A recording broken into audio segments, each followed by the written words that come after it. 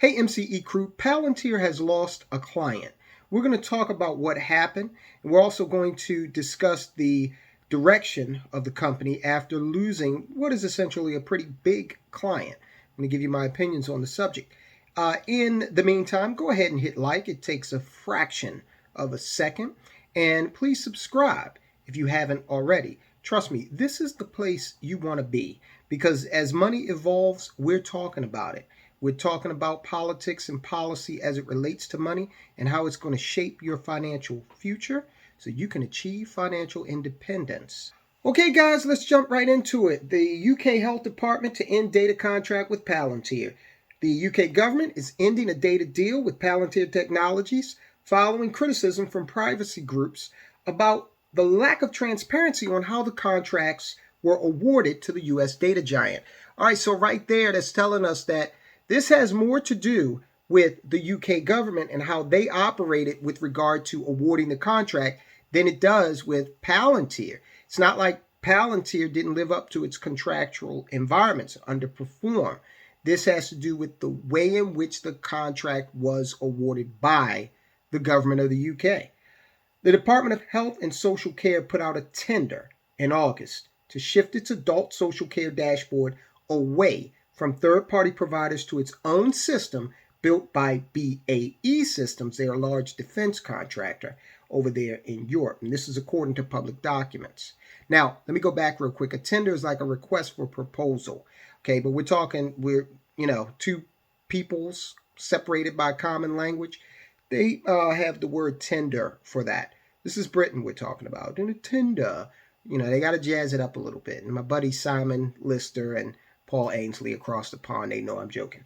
Okay, so these documents that were uncovered or made public said that the Department of Health and Social Care had until September 30th to transfer the data to the new BAE system platform and away from Palantir. Otherwise, they would have to renew the license with Palantir. Denver-based Palantir was co-founded by Peter Thiel. We all know that. The Adult Social Care Dashboard is an add-on to the existing NHS contract and will transition to a month-to-month basis from September 2021, said a Palantir spokesman. Palantir will look out for further opportunities to work together with DHSC, including their upcoming tenders. So Palantir is saying, yeah, we lost the contract, but we're going to a month-to-month basis, which basically probably gives the NHS the ability to opt out, on short notice, where they would have been locked in for a year. So either way you slice it, Palantir is losing that solid annual contract from the British government's health care service. The UK government has been criticized for how it handled sensitive data during the pandemic.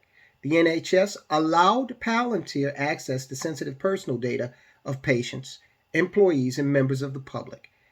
Though the agreement required that the data be stripped of personal identifiers or aggregated before being shared. So it's not saying that Palantir did not do that, okay? It's not saying that they didn't aggregate the data, but people over there in the UK they've got a problem with the way this panned out and the way it played out and the way it occurred.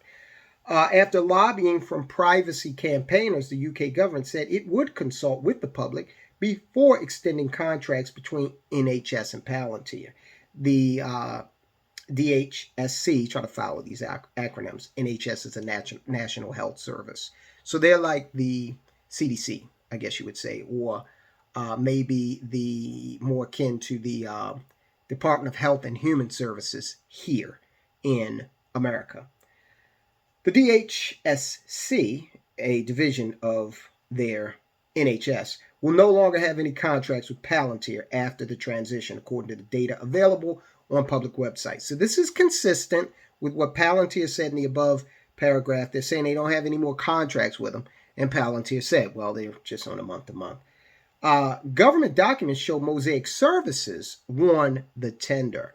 The London-based IT consultants' clients include Avia, BP, and Britain's National Health Service. So they went with a homegrown service provider. So Does this matter? No. Companies lose clients all the time. Palantir has gone ahead and, you know, they've expressed their willingness to continue to work with the NHS in the future. And I'm going to tell you what's going to happen.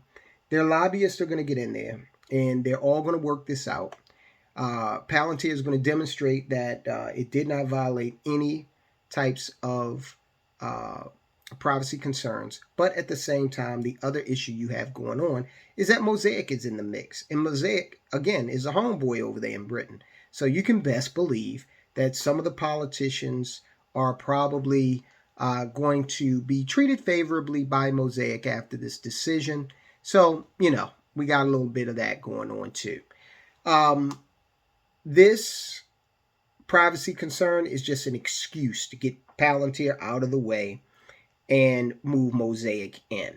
Now, I'm still very, very bullish on the stock. This doesn't matter to me in the least bit. Okay, Palantir will continue to win clients, and they'll learn from this instance. And I'm pretty sure that they'll probably, that month to month, you check back with these guys in a year, and that month to month will still be going with the NHS. And here's the thing, Palantir is probably going to make more money off of the month to month than they would have if they had them in the 12-month contract. Because you know how it is, you always pay a little more if you go month to month on anything. And the same is probably true here. So I ain't selling, I'm buying, but that's just me.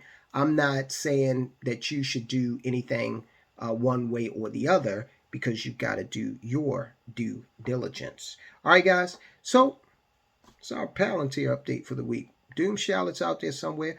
Check for him in the comments. He will say Palantir to the moon. All right, guys. I'll talk to you soon.